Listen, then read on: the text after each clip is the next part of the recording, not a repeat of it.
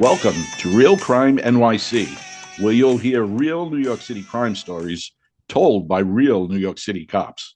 We'll also discuss some hot topics that have a law enforcement angle. I'm Pat. Join Chris, Bill, and I for this episode of Real Crime NYC, where we'll discuss a murder case that we call Betty in a Bag. You guys want me to set the stage for this one? You guys remember this case, right? Yeah, I remember it, Pat. I think it's best that you set the stage and we'll weigh in on it. This is a little bit of a unique murder, but it kind of shows all the little ins and outs of what a detective goes through on a murder case. So we thought it was an interesting one to discuss. So picture this. It's a warm August morning in the 7-5 precinct in East New York, Brooklyn. It begins on Eldred Island, which is one of about a half a dozen islands in Jamaica Bay off the east coast of Brooklyn, and it's part of the Gateway National Park system. Pat, I'm just trying to picture the island. So when you're driving on a Belt Parkway and you're looking out, can you see it from the Belt Parkway? Like, so JFK's on your left, the Verrazano Bridge on your right. It's just past the Canarsie Piers. Put it this way. If you didn't have a reason to go to Eldred Island, you would never, ever take notice of it. So picture this, guys. It's a warm August morning in the 7-5 precinct. Now, the 7-5 precinct is known for having a high number of homicides, but they're usually gang homicides or narcotics-related homicides, every now and again a domestic homicide. But you don't get too many murders like this one. So one of the park rangers is actually kayaking out to the island to do some kind of a wildlife survey. I believe he was counting bait fish or something. So Ranger Rick goes out there and he sees a bag sitting on the shore. What do you think he was thinking when he first saw that bag on the shore, guys? Well, just speaking from experience, most people when they see a human body in something that's not common, such as a bag or any sort of crazy position, they second guess it. They start to wonder: is this a body? Is this? It's a little surreal. They don't understand what's going on. Well, at this point, it's just a bag. He doesn't know there's a body in it. At this point, it's a bag on the shore. It's like a laundry bag with a drawstring, and he's kayaking up to the island. I mean, I would have been thinking, hey, what's in that bag? Did it fall off a boat that was out here in the bay? Did it wash up on the shore? Is it someone's belongings? Is it a bag of drugs? Could be anything washing up. I would ask him what attracted his eye to that bag. What made him look at that bag and pick out that bag? I mean, think about it. You're on a kayak, you're going out there. There's probably a lot of garbage. Yeah, but you probably see a lot of driftwood. You might see some refuse, but this is a laundry bag with a drawstring. And there's obviously some content in it sitting right there on the shore. I mean, it would have been hard for him not to see it. So the ranger kayaks up to the island. He approaches the bag. He takes a look, and he looks in the opening without disturbing it too much. And what does he see? 2 feet, 2 human feet, and some Disney sheets. Wow. This guy went out to do a wildlife survey. And what does he find? A dead body washed up on a deserted island in the middle of Jamaica Bay. Now, Chris, where do you think his mind goes on that? Definitely initially second guess if it could be a human body or not. It's almost a surreal experience. He probably gets hit with a decomposition smell, makes him realize that this is definitely a human body, maybe some maggots, some blood. Yeah, it's been there for at least 4 days. It's hot. It's August. So you're right on that. So he probably starts to panic a little bit because it's not a common sight. It's not something the average human will see throughout their lifetime. Probably just drops it right away and calls the police. Yeah, well, that's what he did. He notified his superiors. And what happens is there's a response to the island. Now, normally, the NYPD harbor unit would come and recover a body from a waterway. They have what they call floaters, bodies that are in the water during the cold weather. Usually, once it starts to get warm, pop up to the top because the gases expand in the body, kind of like a buoy. So harbor does this day in and day out. But what happens is the Coast Guard made it there first, and so did an FDNY boat. So now we have a body in a bag. It has to be treated as a crime scene. So the decisions that are made at this point are, do we bring all the detectives to this island and process the crime scene here? Or can we bring that bag without disturbing it too much to the shore? And a decision was made to bring it to the shore because, the logistics of getting everyone that had to take a look at that out to that island were just ridiculous. The Coast Guard actually assisted and brought the bag to shore for us. But now we're on land. We have a body in a bag, literally dozens of entities and detectives are responding. You have the local detective squad, you have the homicide squad, you're going to have some patrol entities there to secure the scene for us. You're going to have the OCME, the Office of the Chief Medical Examiner, and they're going to send someone called an MLI out who's going to take a look at it. And everything that's being done is to preserve the scene at this point. So the coordination there is extraordinary. It's well choreographed. So why don't you guys tell us a little bit about the coordination between all those entities there, and in this case, even a little more, because now you got to factor in the federal parks police. Pat, these things get very chaotic. You're talking about the Belt Parkway, which has a lot of vehicle traffic. Everybody wants to see what's going on. They're going to see the aviation unit flying. They're going to see the harbor boats out there with the lights on. And then you'll have the patrol units that are going to man the shoreline. Like you said, the detectives got to come down. The crime scene units got to come down. The medical examiners got to come down. And it's almost like controlled chaos. It's orchestrated very well. It's something we do every day. And once it's determined that it's a homicide, that kind of trumps things now. Now the phone calls go up through the chain of command. You guys get notified, the borough commander, the chief of detective's office, and right away the questions go, what happened? What do we have so far? Who's the victim? And it just unfolds throughout the remainder of the day through the next few days. Yeah, so what happens here is what happens in every case, and it's not like you see on TV. They're not opening the bag. They're not searching pockets looking for a driver's license or some ID. They're not rolling the body around looking for some kind of a cause of death. That's actually not how it happens. Once they determine that it's a murder, then it changes the play for the next few hours. Right. But another good point is that's not going to be a murder until the OCME determines that it's a murder. We are going to treat it as a murder because there's no way to go back and redo it. But technically, the OCME says whether it's a homicide or not. And we're not going to know that until like toxicology reports come back or if there's an obvious cause of death. So this body right now, since you don't know what happened to it, was it an accidental? Was it an intentional death? This body is the most important piece of evidence right now. So how does that body get handled? So you have the case detective from the local squad, you've got crime scene, and you have the MLI. The MLI is the medical legal investigator, and they're like a physician's assistant that actually examines the body on scene to determine what happened to this person. So on this scene, you'd have the three of them working together. Crime scene would document that body by taking photos. They do a diagram. They'd make sure that any clothing on the body, any type of lacerations, ligatures, any indication of injury, clothing torn, ripped, holes in the clothing, all of that is preserved as evidence as the MLI is processing the body temperature, looking at the body for any wounds. So this is all done together, and the case detective is documenting it as well. And this is what starts an investigation. So whether this person jumped off a bridge, intentionally drowned themselves, or if it was a murder, which in this case it was, everything is being preserved for that investigation. Yeah, so in this case, what actually happens is upon that initial inspection on the shoreline, they examine the body. They're hoping to get a driver's license. They're hoping to get something that's going to tell us who this person is. And they struck out with that. But what they did notice was all 10 fingers were missing from this body. Yeah, someone had cut off all 10 fingers. And, at that point, it's the beginning of the investigation. You have to assume someone did it, so there couldn't be any fingerprint identification. That's only one way we identify people. Fortunately, in this case, the body had 2 tattoos. One was on a hand, and it was the letters B-U-S-S-A, Bussa. The other one was a large tattoo on her leg, and it spelled out Tyone, T-E-Y-O-N-E.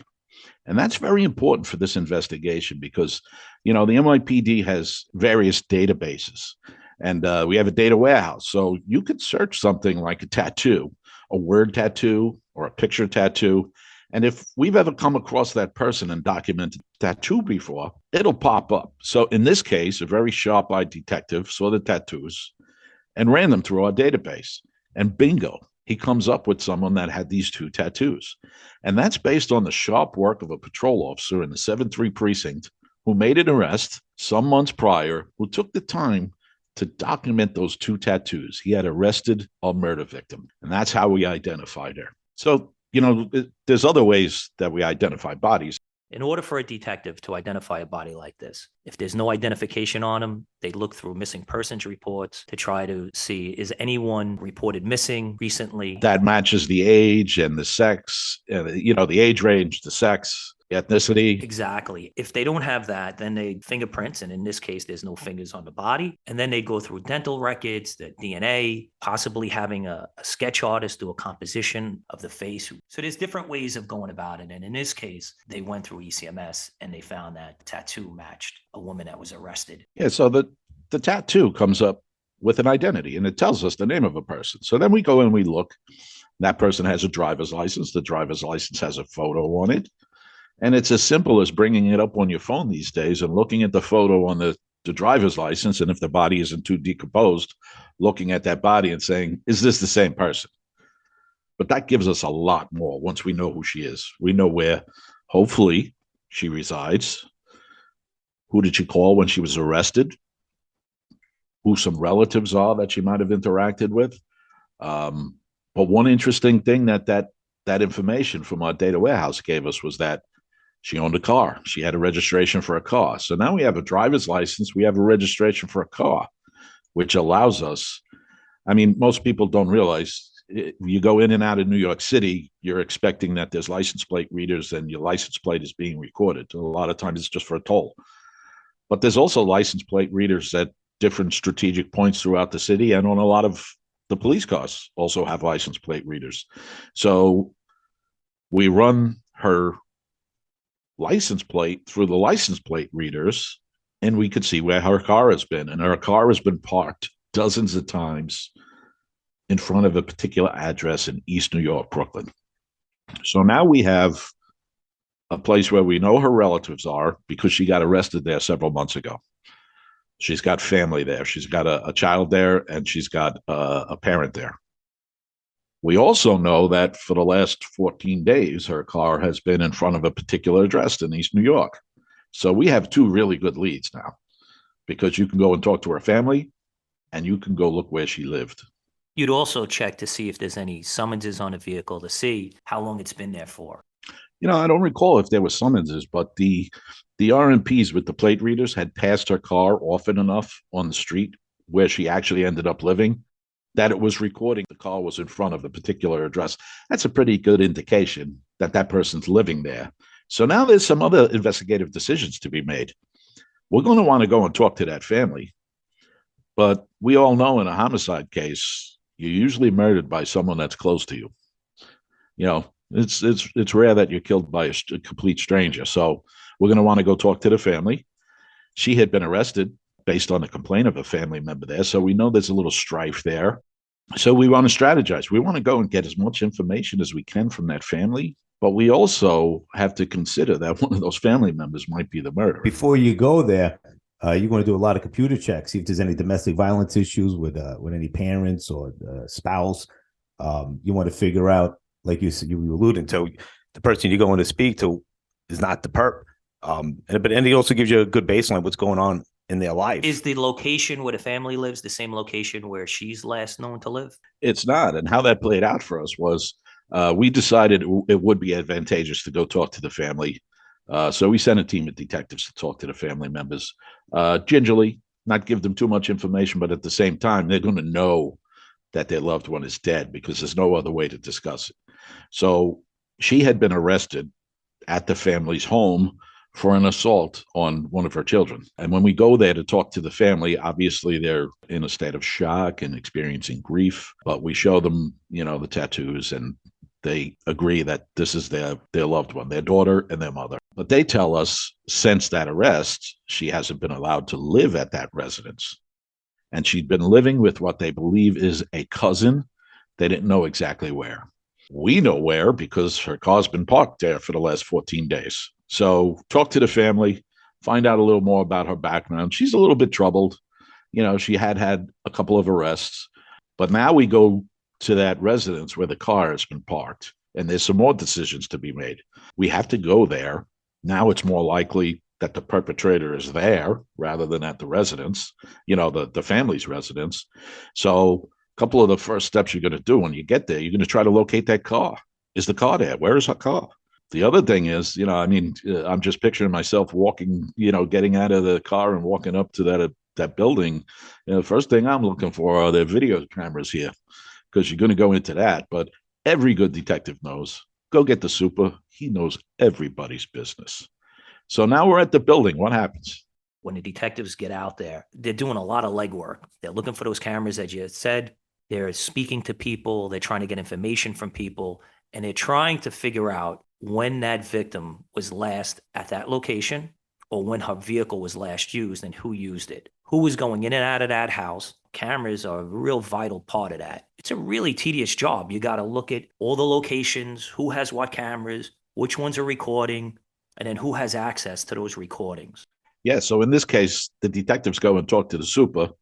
They also look at the mailbox listing in the hallway and look for the names on the mailboxes. They see that in addition to our victim, there's 2 other names on that mailbox for that apartment. So now they know there's at least 2 other people in that apartment that are possible suspects. But in addition to that, you're going to have the super give you access to his video. And when we talk to the super, he says, oh, she had her tires cut out here last week. We indicate that we're going to go up and speak to the people in the apartment that she lived in. And he says, well, you can go up there. I'll let you in, but don't bother. Those people got evicted a few days ago. We thought we had a bingo there, but as everything in an investigation goes, it takes twists and turns. So, yeah, if you can establish that she's lived there, and we can, because the super's telling us she lived there, yeah, I'd want to process that apartment, look for all sorts of forensic stuff. But, Chris, you and Bill can talk about the forensic stuff, in minute detail compared to what I could talk about. When you have murder victims like this, strangulation or stabbings, it's usually more of a personal nature. A lot of times it's somebody they know, like you said, they live with. There's some sort of relationship there. It gets heated and people don't expect to kill one another, but it just happens. That's what happened in this case. So now you're faced with an apartment that she lived in, possibly the suspects lived in. So you have to handle it as very carefully. Would you get a search warrant for that at that point? You definitely need a search warrant, because there's an expectation of privacy on the perp's part. Search warrants are relatively easy to get in circumstances like this. You want to make sure you don't contaminate anything. There's protocols, there's steps to take. Thank God our crime scene unit's very professional in how they investigate murders. In this case, you could make the argument that they don't have any expectation of privacy over that apartment because they're no longer the lessee. They've been evicted. But the smart thing to do is go get that search warrant anyway. You can get it based on the facts, so you get it anyway, just in case. You're securing that apartment. You're securing the garbage. You're roping it off. Police do not cross. Tape on there. Positioning a uniform officer outside that door just to make sure that any evidence within there is secure. You're notifying the DA, and you're petitioning the courts for a search warrant, which you'll get in this case. One of the other things we want to do is look for the weapon that was used to cut her fingers. It's a cutting instrument. It's a knife. It would have her blood on it, and it also would have DNA on it from whoever used it to cut her fingers off. Right. A little complicated there because we suspect her roommate, or one or both of the roommates are our perps here. They both live there. Their DNA should be on that knife. It's their kitchen knife, probably. But at this point, we don't even know what killed her. There's no obvious sign of trauma to the body other than those missing fingers. And we'll figure that out with OCME. They're going to let us know what the cause of death is, and then we're off to the races. The medical examiner didn't right off the bat say they had petechial hemorrhaging or the hyoid bone was broken. They didn't know right off the bat it was strangulation? Well, they didn't say the hyoid was broken right away, and the petechial hemorrhaging was very, very minute. It was December before they actually gave us a cause and a manner of death. But I'm sure prior to that, like within that first couple of days, they said, hey, this is a strangle job. This is an asphyxiation. Yeah, so it sounds like we're all standing around an apartment now waiting for a search warrant, but that's not exactly what's going on. What's happening right now is there's a whole team of detectives doing all sorts of record checks. And we've identified her 2 roommates, a male and a female. Both have criminal records. One is alleged to be her cousin, the female, and they've since left the apartment. They've been evicted. But the car is still out there somewhere. And we're still looking at license plate reader hits. And we're still going through video from the building. And lo and behold, what do we see? Several nights prior, the last day that the super had seen our victim, There's a video from the lobby of the building, and it shows her male and female roommate leaving the building with a shopping cart with what looks like that laundry bag in it and something in the shopping cart. They go to the car, they put it in the car, and they leave the location. Think about how the adrenaline's rushing in that detective that discovered that video and that image and that bag. They got something good, and they got a great lead in this case at this point. Yeah, and that detective is thinking to himself, bingo, we're off to the races.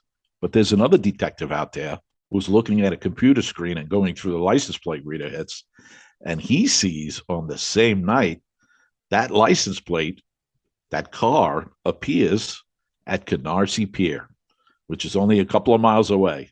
And Canarsie Pier juts out into what? Jamaica Bay, where Elder Island is. So in theory, if you dumped a bag into the water, it might wash up on Eldred Island.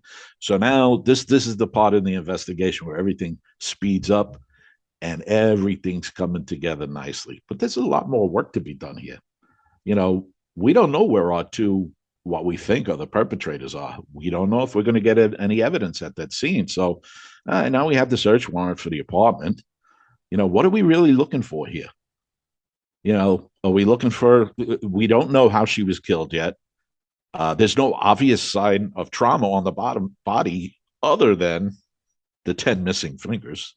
So we would assume maybe there's some blood. I mean, so, you know, we're at the apartment now. We have the search warrant. What are we looking for? You guys have processed, you know, hundreds of these scenes. Yeah, so Pat, we're gonna enter that apartment without any prejudgment. We're gonna really look for things of forensic nature, science nature, and things that are anything that could support the investigation. The crime scene unit will be married up with the case detectives, and they're gonna walk through this whole investigation from start to finish. There's things like basic photography that's going to document the scene. In this case, the victim was wrapped up in Disney sheets, and I believe there was Disney pillowcases in the apartment as well. So you have supporting evidence right there. I know we spoke about in the past as far as blood spatter or blood pooling when the heart's pumping and when the heart's not pumping. Somebody removed the fingertips from this victim, and it would make sense that it was done in a private area where people couldn't see. So you got a strong possibility that it happened in that apartment. You know, if they used a knife, there's bone fragments, there's skin fragments that could still be recovered. So, you know, things like that are very damaging down the road in court. How did you get bone fragments in the apartment where you both lived? So, the crime scene investigators have a lot of resources available. They have alternate light sources that could still detect blood, even if it's cleaned up. They have reagents like Blue Star that could still detect blood, even though it's cleaned up. And all of these things all come together down the road to prove probable cause that a perpetrator killed his victim. Yeah, so Chris, you hit a good point there. You know, she lived in this apartment. So as far as recovering DNA from the apartment, well, she lived there. Her DNA is going to be there. As far as blood in the apartment, well, she lived there. Her blood might be in that apartment. It should be in that apartment, actually, in some amount. But I think what we're looking for here is a large amount, a copious amount of blood and the beating of the heart. If those fingers were removed post-mortem, meaning after she was dead and the heart was no longer pumping, you know, there might not be much blood. And in this case, we actually did not recover much forensic evidence from that apartment. So where are we? We know where she lived. We suspect where she was killed and when she was killed, because we suspect she was in that bag in the wagon being put into the car. And the car's now going to Canarsie Pier. But what we get is our two roommates coming back that night with the car and going back into the apartment. On the video, it shows the next morning the male roommate getting back in the car, and there's a corresponding, again, license plate reader hit at Canarsie Pier. So it looks like he took 2 trips to the pier. But at this point, they're in the wind. So we think we know where she was last alive in that apartment. We think we know how they got her out of the apartment. We think we know how she got into the water. What we don't know is where our 2 perpetrators are. So again, there's teams of detectives trying to locate that car because the car is no longer there. And the 2 perpetrators, we need to know, even if we're not going to talk to them yet, we need to know where they are. A lot of times the computer work, is invaluable. So license plate reader hits showing the car goes to the Bronx. They've been evicted. What do people who have no place to live? What do they do? Hey, sometimes they go to the shelter. So we do something called a skims check. We can see who's booked into the shelters. And sure enough, these two people, the male and the female alleged perpetrator, are booked into a shelter in the Bronx. So now we know where they are, and the car is there also. We locate the car there. So now we're feeling a little better. We don't have enough to arrest them yet, but at least we know where they are, and we can keep track of them. So did Betty in a bag sleep with the fishes that night? I'm Pat. I'm Chris. And I'm Bill. Find out in the next episode of Betty in a Bag on Real Crime NYC. And make sure to follow Real Crime NYC wherever you get your podcasts.